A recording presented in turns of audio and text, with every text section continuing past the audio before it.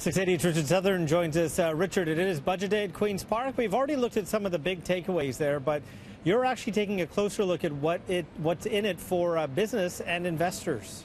Yeah, a lot of business-related tidbits in it, Francis, and I have some of them, but I want to get right to the lockup. My colleague, senior business editor Mike Apple, in the budget lockup at Queen's Park. Mike, what was in the budget? Richard, there aren't a lot of surprises in the budget document for the Wynne Liberals and Finance Minister Charles Sousa. They were all pretty much pre-announced, whether it is the new child care initiatives or expanded pharmacare or dental care for that matter. It's about the cost, $20 billion in new spending over 3 years. And that is going to lead the province back into deficit spending for a projected 6 years going forward, and adding over that time frame upwards of 30 to maybe even $35 billion, and taking the debt from right now around $310 billion, ballooning it to about $350 billion plus by the year 2024-25. So the big question is, will the credit rating agencies go along with this? Will they hit Ontario with a credit rating downgrade and raise our borrowing costs by doing so? Finance Minister Charles Sousa says he's not too concerned about that, in as much as the debt to GDP ratio is actually coming down a little bit. That's a key metric that the market looks at. The bond sales have actually been pretty strong for any deficit financing. So it's going to be interesting to see how voters take this, obviously, and the credit markets when we're going back into a deficit scenario 1 year after having balanced books. Reporting from the budget lockup at Queen's Park, I'm Mike Apple. Richard, back to you.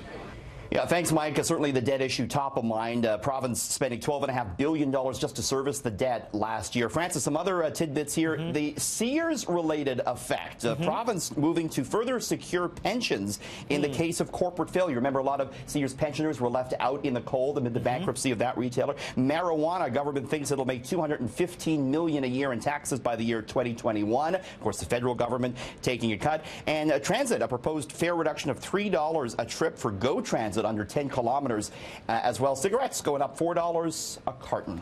$4. Yes. So reaction to a story you brought us yesterday has been overwhelming. It was the Tim Hortons, the planned renovation, $700 million. People aren't happy, though. No, they're not. I got hundreds of responses to that story about the renovation. The first tweet, DJ says, spend that back on your employees and treat them well, and we will come back to you. Amy says, how about they use that money to support the staff who were punished by the franchisees when the minimum wage went up? Mac Berry Francis says, try good donuts made right in the store. It worked for 30-plus years. You know, Tim Hortons, they use kind of a frozen donut approach now. Sarah says it'll take more than just $700 million in renovations to turn this chain around. The Brazilian equity company will have to ease back on the slicing and dicing for all aspects of the business. Franchisees have to get back to the basics, best-in-class service and overall experience. And finally, Cam says, stop burning my bagels with that $700 million. We heard from some of the franchise owners today, Francis, about this proposed renovation. It's going to cost them on average a couple of $100,000 per store. They're not happy about it. And in its latest quarter, there were soft sales for Tim Hortons, so that reno not going over so good. Not good. Another troublesome earnings report, this time from Hudsons Bay. Richard, stocks in Canada's oldest retailer has sunk to a new low. Hit a record low today, but just before the close, HBC stock actually turning higher. It was up just over 1%. But yes, a quarterly profit miss by Canada's oldest retailer as HBC continued to struggle with falling sales at its European operations and at its discount operations. It's now looking to further shake up the business. We heard from the new CEO today, Helena Folks, saying, quote, we're looking at every part of the business to improve performance, and everything is on the table. So some taking that to mean, Francis, possibly more layoffs at HBC. They're looking to save $350 million a year. They're facing the same trouble all the other big box retailers are these days.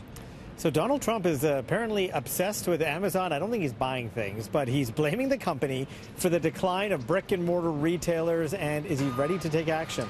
According to a report by the political site Axios, he is. Trump, again, blaming them for the demise of regular retail, is considering targeting Amazon's tax status or perhaps an antitrust action, maybe breaking them up. Trump apparently believes Amazon is a negative force for smaller, locally owned retailers, and he wants to find a way to curtail the company's dominance in online shopping. Sarah Sanders, White House spokesperson, says there's nothing imminent, but Amazon stock was down 4.3%, just adding to the worry that we're going to see more legislation to control technology companies like Amazon or like Facebook. Francis.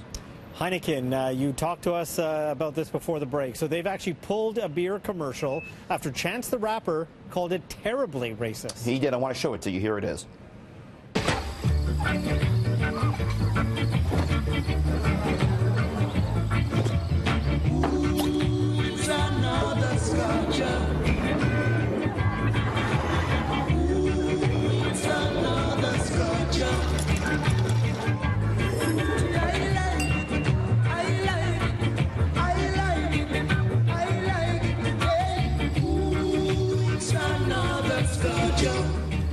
So, yeah. Who thought that was a good idea? Yeah, seriously. I mean, an ad for light beer, bottle passes several African-American people, lands in front of a lighter-skinned person. So, yeah, not surprisingly, Chance the Rapper making note of this, and Heineken pulling the ad, releasing a statement reading, quote, "We missed the mark. We're taking the feedback to heart, and we will use this to influence future campaigns." You know, in this day and age of social media, these sort of issues can hurt a company quickly, Francis. A Quebec teen who bought a lottery ticket on her 18th birthday got quite the surprise. This is an interesting story. Her name is Charlie Lagarde, you know, the legal age to gamble, 18 in Quebec. So she celebrated her 18th birthday by buying a scratch-off ticket and a bottle of champagne. I like that move, Francis. So she gets home, she scratches her Cash for Life ticket, she wins $1,000 per week for life. For her. But as lottery corporations are wont to do, they offer Charlie a choice. Take the annuity of $1,000 a week for life, or take the lump sum of $1 million. And you know, for a lot of people, financial advisors say take the lump sum and take advantage of the compound interest. But for her, they said no. Take the $1,000 a week for life. She's going to, and she'll make about $4 million if she lives to the age of 81. For her $4 scratch off, not too bad. But you know, in this low interest rate environment, it's hard to make an income like that. So not a bad idea to have 52 G's in the bank every year for doing nothing. Yeah, the $1,000. I think I would take the $1,000. I don't think I would do the lump sum. I'd take the lump sum and blow it on something stupid, probably. Maybe you're much older than me. I don't know, but I feel young enough. There's a new way to track somebody's diet, not ours, obviously, but it comes through a tiny sensor mounted to your teeth.